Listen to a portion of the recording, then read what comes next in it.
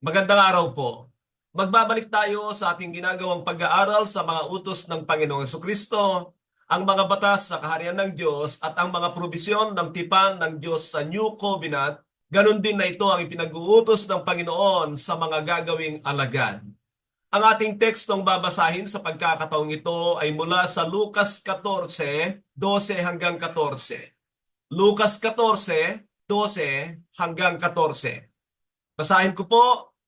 Sinabi naman ni Jesus sa mga naganyaya sa kanya, kapag naghanda ka ng isang salo-salo, huwag ang iyong mga kaibigan, mga kapatid, mga kamag-anak o mayayamang kapitbahay ang anyayahan mo. Dahil aanyayahan ka rin nila at sa gayon ay susuklian ang iyong ginawa. Subalit kapag ikaw ay maghanda, anyayahan mo ang mga mahihirap, mga lumpo, mga pilay, mga bulag. Kapag ka ganito ang ginawa mo, pagpapalain ka dahil hindi man nila masuklian ang ginawa mo, ang Diyos ang magbibigay sa iyo ng gantimpala sa muling pagkabuhay ng mga matutuwid. So dito po magmumula ang ating utos ika-54 at ang nakikita ko ipinag-uutos ng Panginoon para sa lahat ng kanyang mga tagasunod ay imbitahan ang mga dukha. Imbitahan ang mga dukha. Yan po ang nakikita ko sa kabuuan ng sinasabi niyang ito sa isang taong nag-imbita sa kanya sa isang handaan. Yan ang ating pamagat, imbitahan ang mga dukha. Minsan ay nakikilala ang tao sa pamamagitan ng kanyang ginagawang handaan. Hindi lang sa mga pagkain sa hapag, kundi sa pamamagitan din naman ng mga bisita na dumalo sa kanyang okasyon. Sa mundong ito ay marami ang nangangarap na maging bisita o makasalamuha ang mga kilalang tao sa lipunan. Hindi ba totoo ang bagay na ito? Kalimitan ay may mga posisyon sa gobyerno o di kaya ay mga artista. Ito ay makikita sa pamamagitan ng kanilang pagpapakuha ng larawan kasama ang mga taong ito pagkatapos ilagay sa lugar na nakikita upang may pagmalaki. Isa sa pinakapanapanabik na araw para sa mga mananampalataya ay ang araw ng piging ng Panginoon sa kanyang kaharian. Ang bagay na yan ay paulit-ulit na sinasabi ng Panginoon sa kanyang mga tagasunod. At doon ay pinangako niya na lahat ng maliligtas ay kanyang makakasalo. Subalit alam ba natin na ngayon pa lamang ay maaari nating makasalo ang Panginoon sa handaan? Sa paanong paraan? Bago ko sagutin ang bagay na yan ay kung maalala ninyo yung talinghaga tungkol sa mga tupa at kambing na lahat ng mga ginawa ng tupa sa mga mahihirap ay inangkin ng Panginoon na ginagawa nila ito sa Kanya. At ganyan din dito sa ating pag-aaralan sa ngayon na sa tuwina na tayo ay naghahanda na gusto natin o nais nating makasalo ang Panginoon, ay sinasabi niya na ito ay magaganap sa pamamagitan ng paghahanda na ang imbitahan ay ang mga dukha na makasalo sa hapag. Ang tanong ay sino ang gagawa ng mga ganito? At katulad ng aking sinabi, na higit na pinahahalagahan ng maraming tao o nais nila na maimbitahan ang mga kilalang tao sa lipunan sapagkat alam nila na ito ay may maidudulot sa kanila. Maaring may maidulot ito sa kanila, may kabayaran ito sa kanila at yan ang sinasabi ng Panginoon, pero dito lang sa mundong ito. At kung wala kang pananampalataya, ay hindi mo talaga gagawin ang sinasabing ito ng Panginoon na maghanda para sa mga dukha, sila ang mga imbitahan. At sa pamamagitan niya na hindi lamang ang Panginoon ay makakasama natin sa salo-salo, kundi mayroon pa itong kabayaran sa walang hanggan. Bago tayo pumalaot sa pag-aaral na ito, ay nais ko munang pumunta tayo sa katanungang pag-uusapan ng inyong grupo. At ito ang katanungan. Sino ang pinapangarap mong makasalo sa isang espesyal na handaan? Ulitin ko po, sino ang pinapangarap mong makasalo sa isang espesyal na handaan? Pag-usapan po ninyo ang bagay na yan at pagkatapos ay magbabalik po tayo upang linawin kung ano ang mga dapat nating maunawaan sa ipinag-uutos na ito ng Panginoon, imbitahan ang mga dukha.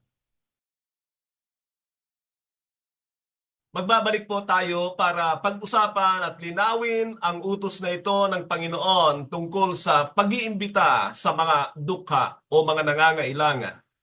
At sa ating unang punto ay mayroon akong 10 bagay na maibibigay sa atin. At ito ay tungkol kung sino ang mga itinuturing na mga dukha. Sino ang mga itinuturing na mga dukha? Ang number 1 ay mga pulubi. Alam natin na kalimitan sa mga pulubi, dahil ang bagay na ito ay nakakahiya, ay hindi lahat ay gumagawa nito. Pero tandaan ninyo, mayroon din talagang ginawa ng kabuhayan ang pamamalimos. At sana po ay huwag tayong mangunsinti sa mga tao. Alam nyo, minsan ay tinitingnan ko rin ang mga taong binibigyan ko. Kung ito ba ay talagang walang kakayanan. Minsan ay may mga bata na sadyang ginagawa nilang pagkakitaan ng bagay na ito.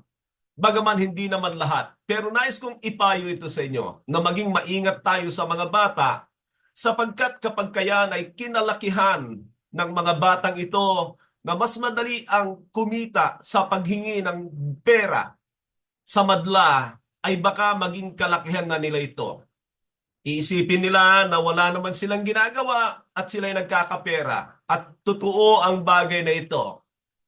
Marahil ay iba naman sa panahon ng ating Kapaskuhan sapagkat sa ating tradisyon kalimitan ay dinadalaw tayo ng mga bata at ito yung pagkakataon na inaasahan na tayo'y magbigay sa kanila.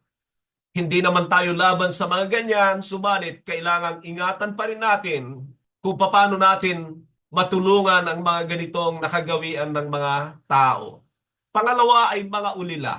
Kung alam natin at may kilala tayong mga ulila, ay alam natin na ipinag-uutos ito ng banal na kasulatan sa atin. Ang sinasabi na aklat ng Santiago 1:27 ay arugain natin ang mga ulila at mga babaeng balo. Ito yung mga ulila na tila walang maasahan sa kanilang buhay. Mayroon na po tayong nakikitang mga tumutulong sa mga ganito, yung mga nangangailangan. Subalit ito, alam ba ninyo na marami ay gumagamit sa kanila para mapagkakitaan sa kanilang mga video. Sana po kung tayo ay mag-video, ito ay para sa encouragement sa mga kapatiran at hindi ito para sa publiko para tayo ay kumita lamang. Nakukuha po ba ninyo kung ano ang ibig kong sabihin?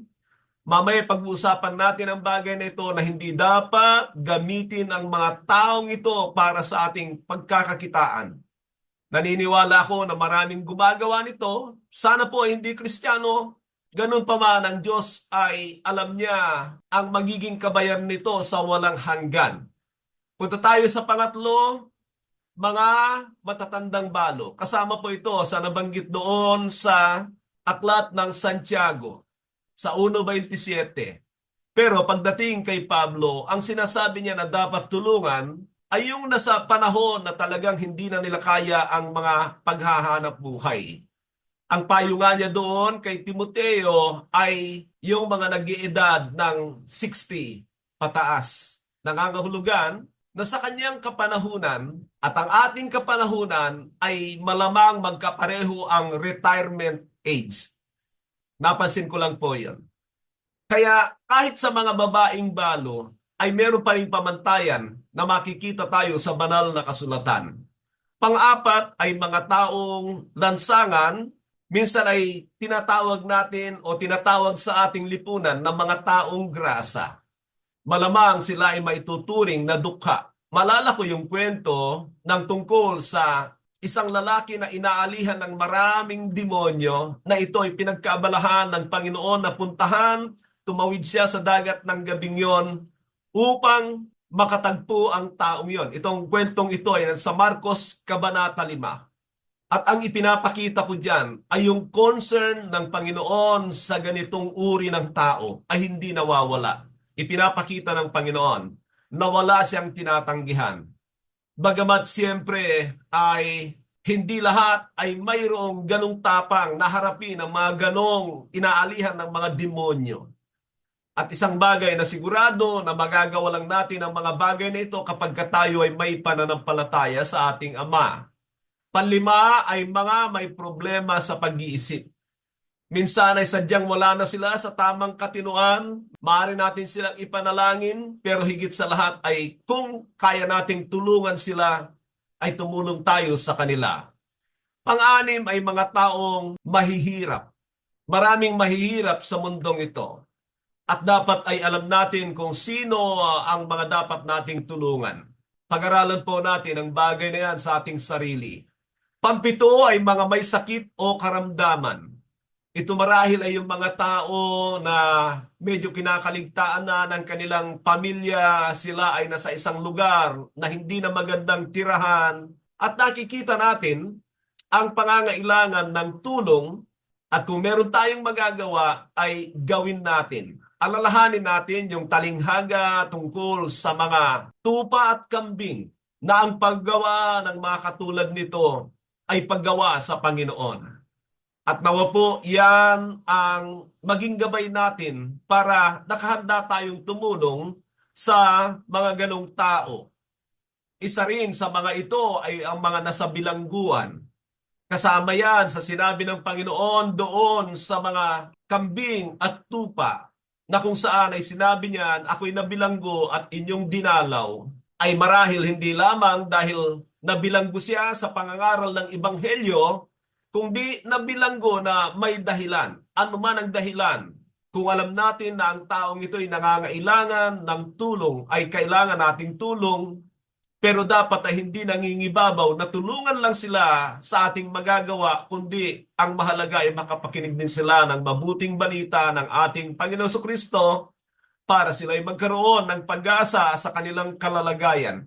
So diyan ay makikita natin na kahit sino pa, kapag katotoong mabuting balita ang ating ipapahayag sa kanila, ay kailangan talaga nila sapagkat ang totoong mabuting balita ay solusyon sa kasalanan at alam natin na lahat ng tao ay may problema sa bagay na yan. Ang ating pangsyam ay mga nasalanta ng mga kalamidad. Dito sa ating bansa ay ang daming dumaranas ng ganito. Iba't ibang lugar. Alam naman natin na maraming nagrereklamo katulad sa ating bansa sapagkat may mga bagyo, may mga lindol at kung ano-ano pa na nagaganap dito. Pero ako'y naniniwala na katulad ng sinasabi ng Gawa 17:26 na ang Diyos ang nagtakda kung saan tayo lugar, kailan tayo panahon, ay upang hanapin siya na nangangahulugan hindi nagkamali na tayo'y nandirito. At kung may mga kaganapang ganito, ay isipin natin na isang pagkakataon para maging kasangkapan sa kanila. Tandaan natin na ang tao ay kailangang makaranas ng pagsubok sa mundong ito. Pag binasa nyo ang Kabanata 8 ng Aklat ng Roma, lalo na sa talatang 20 ay sinabi doon na ang Diyos ay ipinasa ilalim niya ang buong daigdig sa pagkabigo. Para ano? Para hanapin siya. At mapalad tayo sapagkat sa pamamagitan ng kahirapan, talagang nakikita natin ang pangangailangan ng Diyos. Alam natin na hindi ganyan sa mga mayayamang bansa. Alam niyo, sa pamamagitan ng aking mga sinasabing ito ay makikita niyo na tayo ay makapagpasalamat talaga sa Diyos kahit tayo ay nasa lugar ng mga ganito na dagsain ng mga kalamidad. At ilagay natin sa ating isipan na kung mayroon din tayong maitutulong, ay nangangahulugan na ibinibigay ito ng Diyos sa atin ng pagkakataon para maging kasangkapan niya sa mga taong ito. So nandyan ang mga bagyo, lindol, digmaan at kung ano-ano pa na maaring dumarating sa buhay ng mga tao. At yan ay mga pagkakataon natin. At baka tayo rin ang salantain minsan ay alam natin na ang Diyos ay mahabagin sa mga taong mahabagin din. At ang ating pangsampu ay mga banyaga na nangangailangan ng tulong o walang matuluyan. Maaring sa ngayon ay sariwa pa sa isip ninyo yung ating pinag-usapan tungkol sa humayo kayo at gumawa ng kabutihan na tumatalakay tungkol sa buhay ng isang tao na dinaluhong ng mga mandarambong at ang tumulong sa kanya ay yung Samaritano.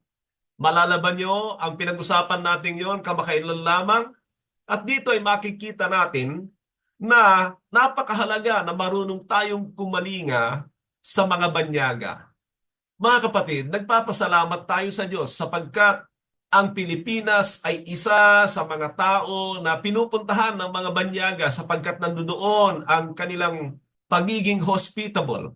Ano ba sa Tagalog ang hospitable? Mapagtanggap sa mga bisita, accommodating sila, marunong tayong makipag-ugnayan sa kanila. At yan ay nakaka-proud na pag-uugali ng mga Pilipino. Sana po ay manatili sa atin ang pag-uugaling yan. Kapag nakakita kayo ng banyaga, marunong kayong parang kaibiganin sila, i-welcome sila. Ako po sa totoo lang, kapag nakakakita ko ng mga ganyan at mukhang sila ay parang nawawala sa ating bansa, talagang binabati ko at kinakausap ko. Dahil naniniwala ko yung abilidad na ibinigay sa akin ng Diyos na pwedeng kumausap ng banyaga, lalo na sa Ingles, ay isang pribilehyo para maging kasangkapan sa kanila. Nagkakaroon ba kayo ng idea sa bagay na yan? Tandaan natin na masarap po ang makatulong. At huwag nating hintayin tayo ang tutulungan, bagamat sa maraming tao, mas gusto nila yung tumatanggap kaysa sa sila ang nagbibigay. Pero ano ang gusto nyo kung papipiliin kayo? Masarap ang tumanggap, pero may kagalakan sa kalooban ang nagbibigay. Dito sa 10 ibinigay ko sa inyo, tingnan nyo muli at pag-isipan ninyo. Kailan kayo huling naging kasangkapan ng Diyos sa mga nangangailangang ito? Punta tayo sa ating pangalawang punto na pag-uusapan at dito ay maibibigay ko sa inyong 7 punto. Ipinagpapauna ko sa inyo yung mga ganoon para hindi kayo mailigaw sa aking pagsasalita sapagkat minsan kahit ako nga ay hindi ko na alam kung anong punto ang tinutukoy ko, pero ngayon, nasa pangalawang bahagi tayo at meron akong ibibigay na 7 puntos sa inyo rito. At ito yung pangalawang bagay na pag-uusapan natin kaugnay dito. Mahalagang paalala para sa praktikal na pakikitungo sa mga dukha. Mahalagang paalala para sa praktikal na pakikitungo sa mga dukha. Alam niyo ang bagay nito ay napakahalaga. Hindi dahil makagawa tayo ng kabutihan ay hindi na nating isinaalang-alang ang damdamin ng mga taong tinutulungan natin. Tandaan niyo po ito, na maraming gumagawa na minsan ay dahil sa maling motibo ay pinupuwersa nila ang mga taong nangangailangan. Pero iba po yung kusa at gagawin natin ang mga bagay ayon sa nais ng ating puso. May pag-ibig talaga na gagawin natin kaysa sa pakinabangan natin sila. Yun ang kaibahan nun. Hindi tayo gumagawa ng drama dahil nais natin silang pakinabangan. Ang totoo, gusto talaga nating ipadama na sila ay mahalaga sa atin. At yan, ang nais kong ipakita sa inyo sa practical na pakikitungo. Number 1 natin ay ito nga, ipadama na sila ay mahalaga para sa iyo. Ipadama na sila ay mahalaga para sa iyo. Maalala niyo ba ang mga ilang paanyaya ng Panginoon sa mga tao? Kabisado niyo ba ang Mateo 11:28-29? Ano sabi ng Panginoon? Come to me, all of you who are tired and heavy laden, and I will give you rest. Sino ang mga tinatawag ng Panginoon? Mga nabibigatan, mga napapagal, mga nangangailangan. Yun ang tinatawag ng Panginoon. At kung alam ninyo ang Lucas 4:18 na sinasabi ng Panginoon doon, The Lord has anointed me to preach good news to the poor. At ang lahat ng tinutukoy niya diyan ay mga dukha na sinasabi niya na doon siya isinugo ng Diyos. At paano nakikitungo ang Panginoon sa kanila? Narinig ba ninyo ang Panginoon? Nabasa ba ninyo na siya ay nasa templo at nakaupo doon at nagmamanman kasama ang mga mayayaman, kasama ang mga relihiyoso? Hindi. Siya ay nandoon sa dukha para maging kasangkapan sa kanila. At kung hindi ako nagkakamali sa aking talata sa Gawa 10:38, na ang sinasabi ay ang Panginoon ay laging naglalakbay upang gumawa ng kabutihan sa mga mahihirap. At ano ang nais kong tukuyin dito? Ang nais kong ipakita sa atin, mga kapatid, ay mahalaga na maipadama natin sa kanila na sila talaga ay mahalaga sa atin. Pangalawa ay ingatang maramdaman nila na itinuturing talaga sila ng mga pulubi. Ingatang maramdaman nila na itinuturing talaga sila ng mga pulubi. Ano ang ibig sabihin nito? Na sa halip na parang ilayo natin ang ating mga sarili sa kanila, ay kaibiganin natin sila. Iwasan natin na para bagang aloof tayo sa kanila. Totoo na meron tayong marahil ay hindi nakasanayang amoy, yung kanilang pananamit, pero yung talagang layunin nun. Kaya naman kapag pumupunta tayo sa ganyan, halimbawa sa mga missions, at nais kong sabihin na may mga ginagawa kaming pagmi-mission sa mga kababayang Ita, kababayang Mangyan, at kung ano-ano ang mga tribo. Tandaan natin na tayo rin ay may tribo. Nagkataon lang marahil na medyo moderno tayo at medyo inangat tayo ng kaunti ng Diyos sa ating kabuhayan, pero pareho tayong galing sa ganyang kalalagayan. At ang ibig kong sabihin dito ay ingatan natin na maramdaman nila na parang bagang ang turing natin sa kanila ay pulubi talaga. Pagka napunta tayo sa mga ganyan, ay paghandaan natin na yung ating mga kasuotan ay hindi napakalayo natin sa kanila at tayo ay hindi makalapit sa kanila. Nagtatakip tayo ng ating mga mukha at ipinapakita natin tayo ay sobrang layo sa kanila, kundi para talaga natin silang mga mahal at kapatid na nararamdaman nila sa ating ginagawa sa kanila. Pangatlo ay ipakitang interesado ka sa mga bagay na nais nilang pag-usapan. Ipakitang interesado ka sa mga bagay na nais nilang pag-usapan. Itong bagay na ito ay napakahalaga, mga kapatid. Dapat sa panahon na kasama natin sila, tayo ang nakikinig sa kanila. Kung meron man tayong sasabihin na dapat nilang pakinggan ay tungkol sa mabuting balita at pag-asa sa Panginoong Jesucristo. Pero sa mga ibang kalalagayan, tulad ng kabuhayan, marahil ay maganda na pakinggan muna natin sila. Ano ang idea ng mga taong ito? Magkaroon tayo ng discernment na abutin sila sa kanilang kalalagayan tulad ng ginawa ng Panginoon sa atin na inabot tayo sa ating kalalagayan upang angatin mula roon. Pero kung ang pag-uusapan ay tungkol sa bagay na hindi naman abot ng kanilang kaisipan at ng kanilang pangarap, mawawala talaga sila sa ating mga pinag-uusapan.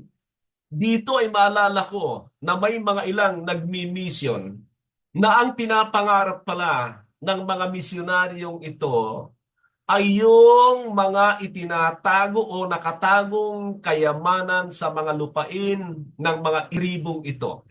Kung sa bagay, depende yan sa motibo, kung gusto nating makatulong o baka gusto natin silang malamangaan sa mga bagay na hindi nila gaalong nalalaman. Magkaiba yung dalawang yon. Kung gusto nating makatulong sa kanila, maganda. Pero kung gusto nating yumaman sa pamamagitan nila, napakadelikado niyan. Ang Diyos ang magiging tagapagtanggol nila.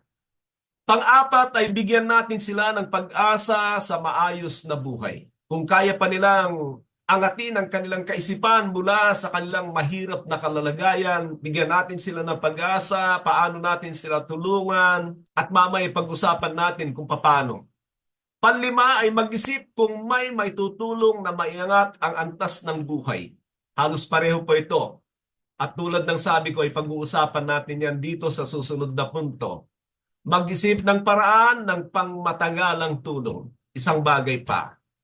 At isa pa ay parangalan sila sa kanilang mga ipinapakitang positibong pag-uugali. Alam niyo yung mga ganyang tao, minsan ay napakababaw ng kanilang kaligayahan. Ang daling ibigay sa kanila. Iba.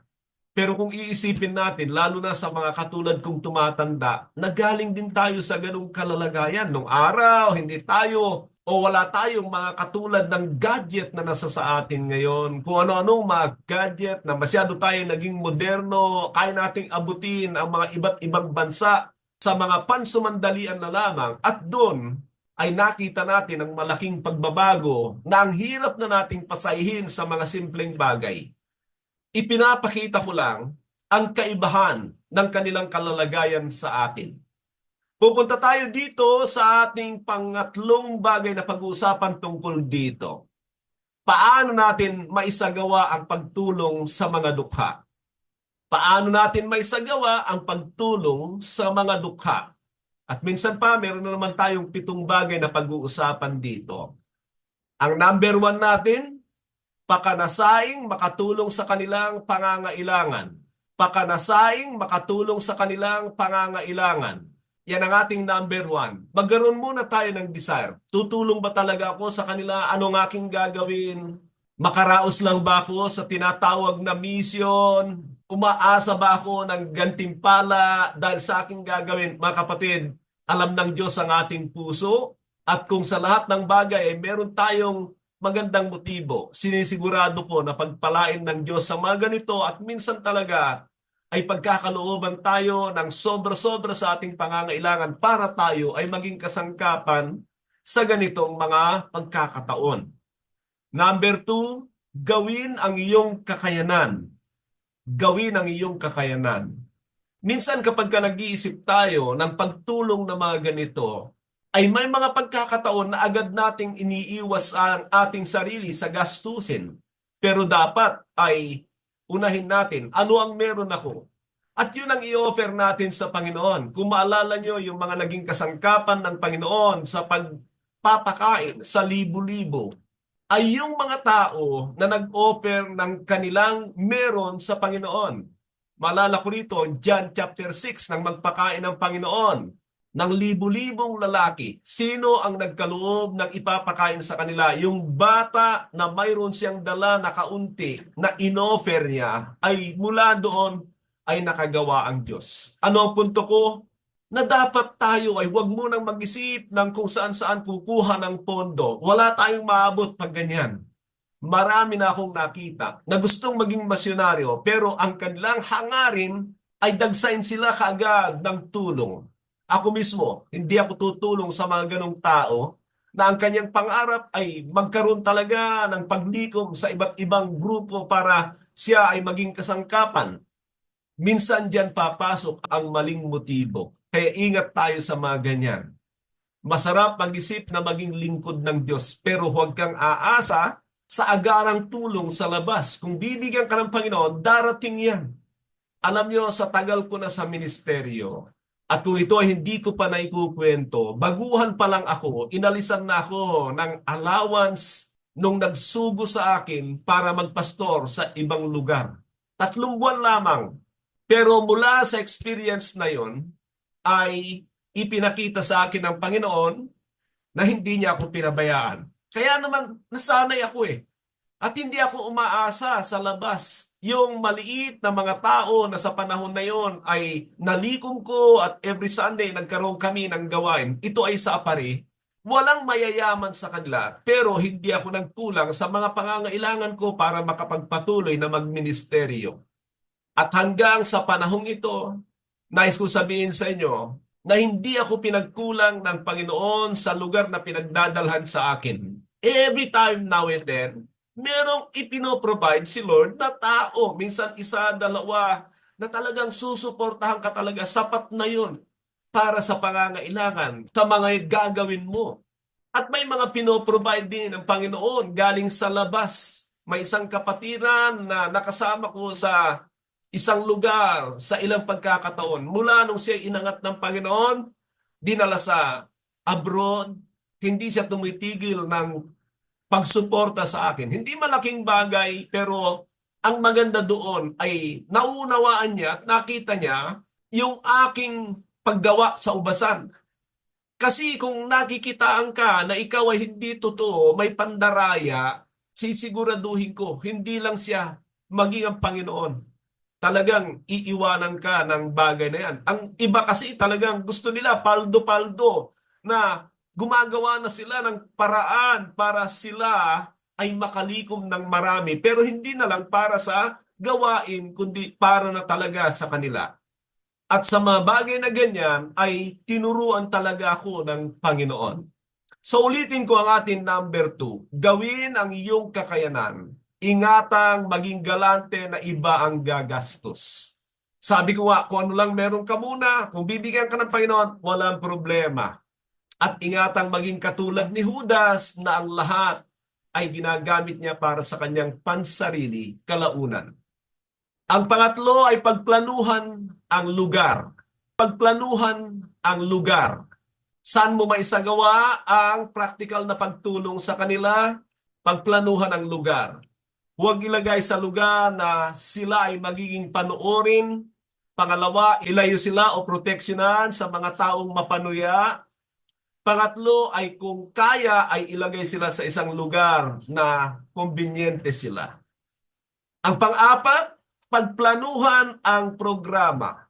Pagplanuhan ang programa para sa kanilang ikasasaya. Tandaan natin na bibigyan natin sila ng kagalakan, kasiyahan, at ito ay okasyon para sa kanila. Kaya ipadama na ito ay okasyon nila at hindi mo okasyon sa panahong yan. Ang pang-anim ay pagplanuhan ang agarang magagawa pagkatapos ng okasyon. Pagplanuhan ang agarang magagawa pagkatapos ng okasyon. Marami sa atin ay one time na ibinubuhos natin ang pagtulong na kalaunan ay wala tayong programa kung ano mga susunod na gagawin para talagang matulungan sila. Sana ay hindi ganon. Pag-isipan muna natin paano natin sila matulungan, pagplanuhan. Maraming mga gifted sa mga ganito na mga kapatiran na maaring sila ay maging kasangkapan. Ang isang bagay na i-consider natin ay may mga ahensya ba ng gobyerno na maaring makatulong sa kanila? May hospital ba na tumutulong sa kanilang pangangailangan para sa pagpapagamot o ibang bagay na tayo lang yung maging kasangkapan para madala sila doon? Ganun pa man, kung meron pa tayong obligasyon sa kanila, katulad ng Samaritano, ay kailangan huwag natin silang pabayaan sapagkat ikaw ang kumuha sa kanila para sila'y alagaan. Kasunod niyan ay never promise anything you do not fulfill. Huwag natin silang pangakuan ng kung ano-ano, lalo na kung alam natin na hindi natin kaya. Isa sa mga frustrations ng maraming mga dinadalaw na naging mission point ng mga manggagawa ay yung kanilang mga pangako sa kanila na kalaunan ay nawawala, napapabayaan, at ang totoo ay hindi naman talaga sila talaga pinagkakaabalahan. So never promise anything that you don't fulfill. Yun ang isang bagay na mahalaga dyan. Isang bagay din na tandaan natin na hindi natin kaya ang lahat. That's why there is the body of Christ na dapat ay tulong-tulong ito. Walang Lone Ranger dito. Hindi pwedeng mag-isa pagdating dito. Kailangan ito ay gawain ng iglesia at isang bagay na hindi tayo Diyos para lahat ng pangangailangan nila ay maibibigay natin. Minsan ay iniiwas tayo ng Diyos sa mga ganyan na tayo na yung iniidolo, tinitingala at tinitingnan na pinagmumulan ng tulong. Iwasan natin yung mga bagay na ganon. Ang lahat ng kaluwalhatian ay dapat ay maibigay natin sa ating dakilang Ama. At sa ganyang bagay ay magpapatuloy ang pagkilos ng Diyos sa ating mga ginagawa. Ano ang pag-uugali na dinadala sa atin ng ganitong utos ng Panginoon? Ang karakter na nakikita ko rito ay yung tinatawag na meekness, pagiging mababa, pero halos pareho lang ito ng humility. Ang meekness is yielding my personal rights with the desire to serve others. At pangalawa, seeking opportunities to serve others, counting it as a service to my Savior. Tagalogin ko po ang dalawang ito. Isinusuko ko ang mga personal kong karapatan para sa pagnanais na makatulong sa iba. Pangalawa, naghahanap ng oportunidad para makapaglingkod sa iba at ibinibilang na ito ay paglilingkod sa aking tagapagligtas. Yan po ang mga bagay na nakikita ko na napakahalaga para maisakatuparan natin ang utos na ito ng Panginoon, imbitahan ang mga dukha. Imbitahan ang mga dukha. At yan ang ating ipinapalagay na utos number 54. Sa ating pong pagtatapos, hinihiling ko na iyuko natin ang ating mga ulo at pakinggan natin ang mga katanungang ito bilang evaluation sa ating natutunan. Number 1, tumutulong ka ba sa mga nangangailangan ng walang hinihintay na kapalit mula sa kanila? Number two, ilang kainan sa hapag na ang iyong naihanda para sa mga nangangailangan? Pangatlo, tinitignan mo ba na ang gawaing ito ay parang sa Panginoon ka gumagawa ng kabutihan? At ang pang-apat, hindi ka ba nakakadama ng habag o awa sa mga dukha? O iniisip mo na bigat o hirap ang gumawa ng ganito? Bakit hindi mo hingin ang isang puso mula sa Diyos para sa kanila? Dito po tayo nagtatapos sa pag-aaral tungkol sa utos na ito. Naway patuloy na sumagana sa atin ang biyaya ng ating dakilang Ama at Diyos. Magandang araw muli sa bawat isa. God bless.